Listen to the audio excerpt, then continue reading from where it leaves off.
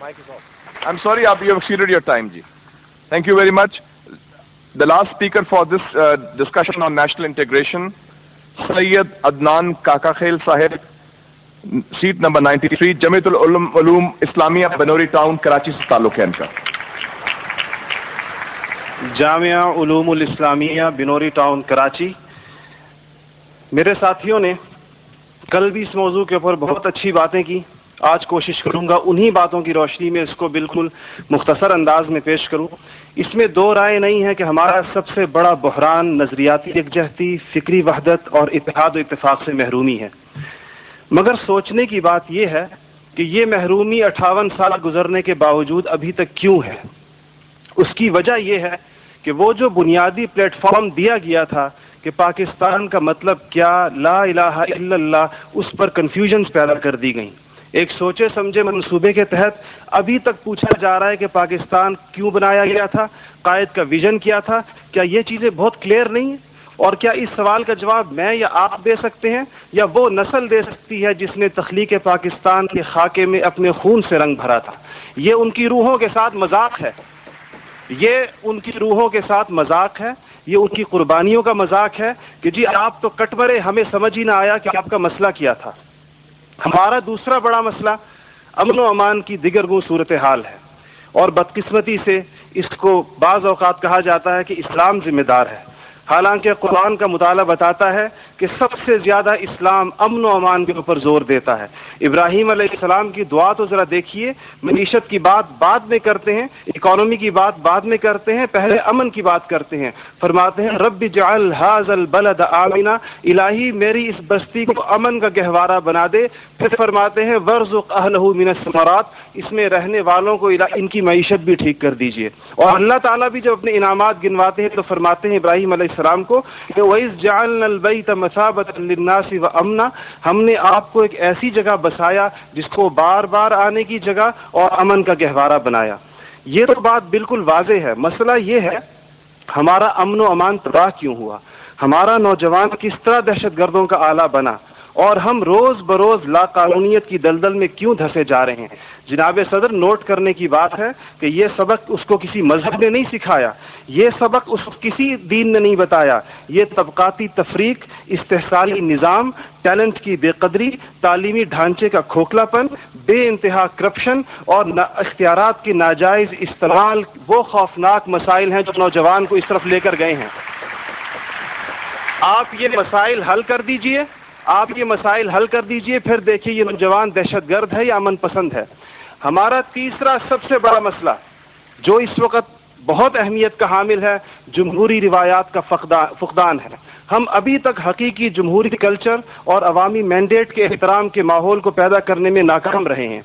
टूटती बनती असम्बलियों, इंतखाबी धांधलियों और जनाब सदर अहम कौमी मसाइल में पार्लियामेंट को बाईपास करने की रिवायात ने अवाम का एतमाद मौजूदा पॉलिटिकल सिस्टम से उठा दिया है. इसके लिए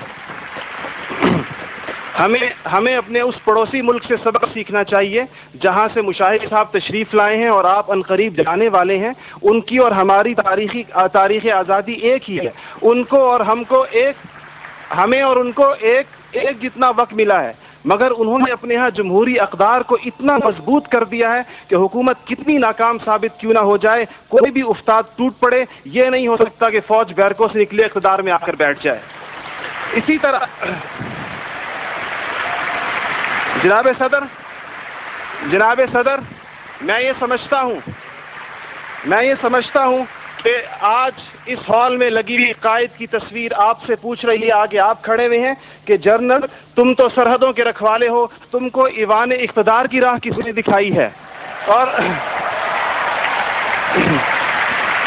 जनाब आला, हमारा तीसरा सबसे बड़ा मसला एलीट क्लास इकोनॉमी है. आपके आदादो शुमार के जादूगर कह रहे हैं कि मईशत तरक्की कर रही है, ज़र मुबादला के ज़खायर बढ़ रहे हैं, कर्जे कम हो गए हैं, कशकोल टूट गई है. आप बार बार कहते हैं पहले हम मांगने जाते थे, अब हम देने जाते हैं. और अवाम हैरान है कि खुदाया क्या माजरा है. मईशत तरक्की कर रही है, गरीब का चूल्हा बुझ रहा है, ज़र मुबादला के ज़खायर बढ़ रहे हैं, पेट्रोल की कीमतें आसमान से बातें कर रही हैं, रुपए की कीमत روپے کی قیمت ڈی ویلیو ہوتے ہوتے کہاں آ کھڑی ہوئی ہے. اور اس کے بعد ایک اور بات جناب صدر، آپ نے کہا کہ بسنت منانے سے کچھ نہیں ہوتا. اسلام تفریح سے ہرگز منع نہیں کرتا، بلکہ صحت مند تفریح کی حوصلہ افزائی کرتا ہے، مگر خدارا محروموں لاچاروں کی آرزوؤں کے مزار پر دھما چوکڑی نہ مچائی جائے. دیکھیں اسلام یہ کہتا ہے اگر ایک گھر کے اندر ایک عجیب تاثر ہے، ٹھیک ہے لوگ انفرادی طور پہ پتنگ اڑائیں، کوئی اس کو حرام نہیں کہتا، مگر جب ایک غریب دیکھتا ہے کہ میرے پیٹ میں روٹی نہیں، میرا صدر پتنگ بازی کر رہا ہے، تو وہ یوں سمجھتا ہے کہ ہمارے درمیان کوئی گیپ ہے. آپ بالکل وہ سمجھتا ہے. غریب کہتا ہے کہ میں غریب دیکھتا ہے، غریب آپ کو اس کے احساسات کا بالکل اس طرح لگتا ہے ایک گھر کے اندر میت پڑی ہو اور آپ دوسرے گھر کے اندر ڈرم بجائیں کہ میں تو آزاد ہوں، غم تو تمہارا ہے میرا نہیں ہے.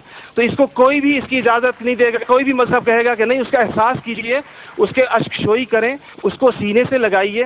اس کے علاوہ جناب صدر ایک بہت اہم بات جو ہم محسوس کرتے ہیں کہ بعض مسائل آپ کے لہجے کی کرختی کی وجہ سے خراب ہوتے ہیں.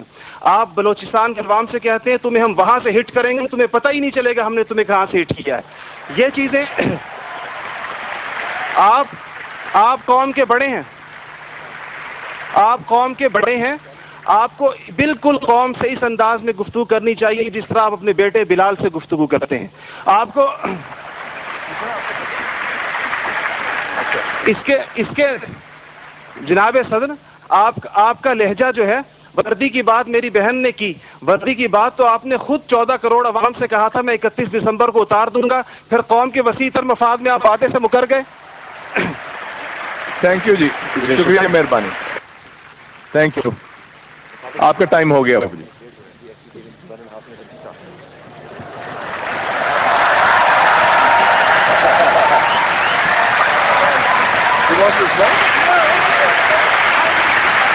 کون کرے